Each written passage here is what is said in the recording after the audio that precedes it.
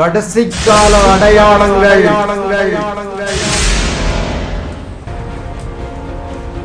வானத்தின் சத்துவங்கள் அசைக்கப்படும். இதோ தம்முடைய கோபத்தை உக்கிரமாகவும் தம்முடைய கடிந்து கொள்ளுதலை அக்கினி ஜுவாலையாகவும் செலுத்த கர்த்தர் அக்கினியோடும் வருவார். பெருங்காற்றை போன்ற தம்முடைய இரதங்களோடும் வருவார். ஆண்டவராகிய இயேசு கிறிஸ்துவின் நாமத்தில் இந்த அருமையான வேளையில் என்னுடைய வாழ்த்துக்களை நான் தெரிவித்துக் கொள்கிறேன். வானத்துக்கும் பூமிக்கும் தேவனாகிய கர்த்தருக்கு சதா காலங்களிலும் மகிமையும் கனமும் சோத்திரமும் புகழும் உண்டாகி இருப்பதாக. கடைசி கால அடையாளங்கள் என்கின்ற ஒரு காரியத்தை குறித்து ஆண்டவர் உங்களோடு பேசும்படியாக இந்த நேரத்தை எனக்கு ஏற்படுத்தி கொடுத்த மகாபெரிய கிருபைக்காக அவருக்கு சோத்திரம் உண்டாவதாக. உம்முடைய வருகைக்கும் உலகத்தின் முடிவுக்கும் அடையாளங்கள் என்ன என்கிற கேள்வி எழும்பின பொழுது நம்முடைய ஆண்டவராகிய இயேசு கிறிஸ்து தாமே மத்தேயு 24 அதிகாரத்திலும் லூக்கா 21 அதிகாரத்திலும் கடைசி கால அடையாளங்களை குறித்து பல வெளிப்பாடுகளை இன்றைக்கு 2000 ஆண்டுகளுக்கு முன்பாக அங்கு தம்முடைய சீசர்களுக்கு அவர் அறிவித்ததை நாங்கள் வேதத்தில் வாசித்து அறிந்திருக்கின்றோம். அப்படியானால் அந்த கடைசி காலம் என்பது என்ன? எந்த நாட்கள் கடைசி காலங்கள் என்று குறிப்பிடப்பட்டிருக்கிறது என்று அநேக கேள்விகள் எங்களுடைய இருதயத்திலும் எழுந்திருந்தாலும் இந்த நாட்களே அன்று 2000 ஆண்டுகளுக்கு முன்பதாக இயேசு கிறிஸ்துவினால் சொல்லப்பட்ட கடைசி காலம் என்பதை மறுப்பதற்கு வேறு கருத்தில்லை. இதற்கு ஆதாரமாக நான் வேதத்தில் உள்ள சில காரியங்களை குறித்து உங்களோடு பேச மிகவும் வாஞ்சையுள்ளவனாக இருக்கிறேன். மத்தேயு 24 அதிகாரம் 6-7 வசனங்களை நாங்கள் வாசித்து பார்ப்போமாக இருந்தால் அங்கு இப்படியாக குறிப்பிடப்பட்டிருக்கின்றது. யுத்தங்களையும் யுத்தங்களின் செய்திகளையும் கேள்விப்படுவீர்கள், கலங்காதபடிக்கு எச்சரிக்கையாக இருங்கள். இவைகள் எல்லாம் சம்பவிக்க வேண்டியதே, ஆனாலும் முடிவு உடனே வராது. யனத்துக்கு விரோதமாய் யனமும் ராஜ்யத்துக்கு விரோதமாய் ராஜ்யமும் எழும்பும். பஞ்சங்களும் கொள்ளை நோய்களும் பூமி அதிர்ச்சிகளும் பல இடங்களில் உண்டாகும். ஆமேன். இன்று நாங்கள் உலகத்தில் பார்ப்போமாக இருந்தால் உலகம் முழுவதும் எங்கும் பிரச்சனைகளும் யுத்தங்களும் சமாதான குறைச்சல்களும் ஜனத்துக்கு விரோதமாய் ஜனமும் தேசங்களுக்கு விரோதமாய் தேசங்களும் பயங்கரவாத கிரியைகளும் பூமி அதிர்ச்சிகளும் கொள்ளை நோய்களும் பஞ்சம் இப்படிப்பட்ட அநேக காரியங்களை குறித்து நாங்கள் தினமும் கேள்விப்பட்ட வண்ணமாகவே இருக்கிறோம். அப்படியெனில் இயேசு கிறிஸ்து தாமே சொன்ன நாட்களில் நாங்கள் வாழ்ந்து கொண்டு இருக்கிறோம். இன்னும் மோசமான நாட்கள் வரப்போகின்றது. இந்த நாட்களில் இருந்து எங்களை யார் விடுவிக்க முடியும்? எங்களுடைய வாழ்க்கை இன்று கேள்விக்குறியாகவே இருக்கிறது. எந்த நிமிடத்தில் என்ன நடக்கும் என்கிற பயம் ஒவ்வொரு மனிதர்களுக்குள்ளும் பிடித்திருப்பதை எங்களால் அறிய முடியும்.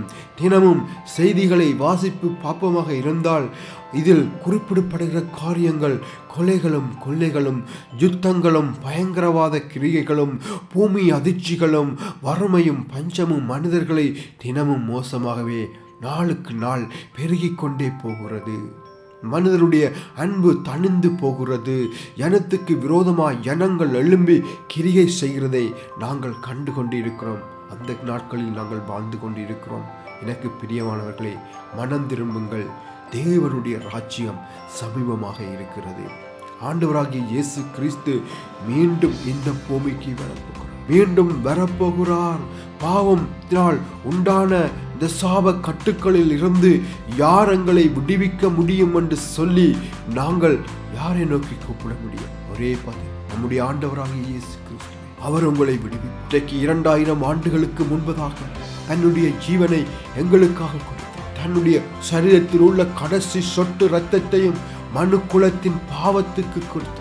அவருடைய ரத்தம் இன்று மனு குலத்தின் பாவத்தை கழுவி பரிசுத்தப்படுத்தி கொண்டேன் என்று மனம் திரும்புங்கள். பரலோகிய ராஜ்யம் சமீபமாக இருக்கிறது.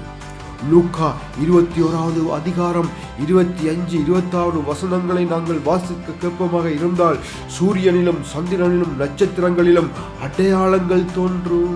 பூமியின் மேலுள்ள ஜனங்களுக்கு தத்தளிப்பும் இடுக்கணும் உண்டாகும். சமுத்திரமும் அலைகளும் முழக்கமாயிருக்கும். வானத்தின் சத்துவங்கள் அசைக்கப்படும். ஆதலால் பூமியின் மேல் வரும் ஆபத்துக்கு பயந்து எதிர்பார்த்திருக்கிறதினால் மனுஷருடைய இருதயம் சொந்து போகும். அல்லேலூயா.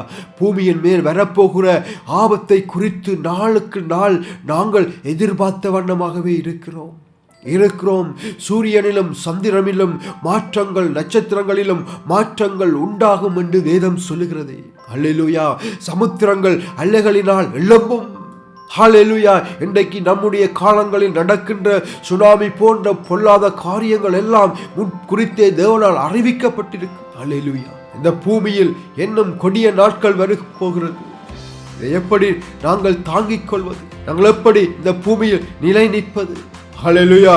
இன்றைக்கு 5000 ஆண்டுகளுக்கு முன்பாக ஹல்லேலூயா ஆதியாகமத்தில் நாங்கள் வாசிக்கிறோம். ஆதியாகமம் 6ஆம் அதிகாரம் 5-6 வசனங்களை நாங்கள் வாசிப்போமாக இருந்தால் அங்கு இப்படியாக எழுதப்பட்டிருக்கிறது. ஹல்லேலூயா. மனுஷருடைய அக்கிரமம் பூமியில் பெருகினது. அவன் இருதயத்தின் நினைவுகளின் தோற்றம் எல்லாம் நித்தமும் பொல்லாததே என்று கர்த்தர் கண்டு தாம் பூமியிலே மனுஷனை உண்டாக்கினதற்காக மனஸ்தாபப்பட்டார். ஆதலால் அது அவருடைய இருதயத்துக்கு விஷனமாயிருந்தது. அங்கு ஜலப்பிரளயம் வந்தது. அங்கு எல்லாரையும் அழித்து போட்டது.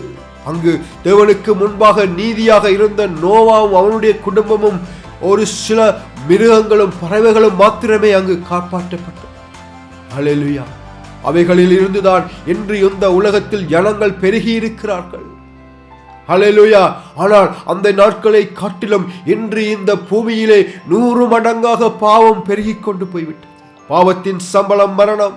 பாவத்துக்கு ஒரு சம்பளம் உண்டு, அது மரணம் என்பதே வேதத்தின் வெளிப்பாடாக இருக்கிறது. மரணம் வரப்போகிறது. அந்த மரணத்தில் இருந்து நீங்கள் விடுவிக்கப்பட வேண்டும். இந்த மரணத்தில் இருந்து யாரங்களை விடுவிக்க முடியும் என்று சொல்லி நீங்கள் எதிர்பார்த்து கொண்டிருக்கலாம். இயேசு உயிர்த்தெழுந்தார். உங்களையும் உயிர்த்தெழ வல்லமையுள்ளவராக இருக்கிறார். நானே உயிர்த்தெழுதலும் ஜீவனுமாக இருக்கிறேன் என்று சொன்ன தேவன் உங்களை விடுவிப்பார். ஒரு மனிதனை உயிர்ப்பிக்க அவரால் கூடும். தேவன் உங்களுக்கு நித்திய ஜீவனை கொடுக்க வல்லவராக இருக்கிறார். நீங்கள் ஒருவரும் கெட்டழிந்து போவது அவருக்கு பிரியமில்லை. எல்லாரும் தேவனுடைய ராஜ்யத்தில் பிரவேசிக்க வேண்டும் என்பதே அவருடைய சித்தமாக இருக்கிறது. என் அருமை சகோதரன், என் அருமை சகோதரி, இன்று அந்த நாள் ரட்சிப்பின் நாள். உடைய ஆத்மா அழிந்து போவதில்லை, அது நித்தியத்துக்கு நித்தியம் வாழ்கும் என்பதே வேதத்தினுடைய வெளிப்பாடு.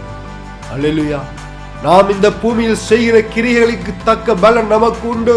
பாவத்தில் வாழ்ந்து பாவத்தில் மரிக்கிற ஆத்மா நரகத்தில் தள்ளப்படும். பாவத்தில் இருந்து விடுதலை பெற்று பரலோகத்துக்கு நேராக நீதியின்படி வாழுகிற ஆத்மா பரலோகத்தில் சேர்க்கப்படும். அல்லேலூயா. மனம் திரும்புங்கள். இதுவே ரட்சிப்பின் நாள். இதுவே தேவன் உங்களுக்காக ஏற்படுத்தின நாள். மனம் திரும்புங்கள். பரலோக ராஜ்யத்தை சுதந்தரித்துக் கொள்ளுங்கள். வரப்போகிற இந்த அழிவுகளில் இருந்து நீங்கள் காத்து கொள்ளப்பட வேண்டும். நாம் வாழ்கின்ற இந்த பூமி வெந்துருகி சாம்பலாக போய்விடும். ஹல்லேலூயா. இயேசு சொன்னார், ஹல்லேலூயா. மனம் திரும்புங்கள், பரலோக ராஜ்யம் சமீபமாக இருக்கின்றது. இயேசு கிறிஸ்துவின் நாமத்தில் உங்களை ஆசீர்வதிக்கிறேன். ஆமென், ஆமென், ஆமென்.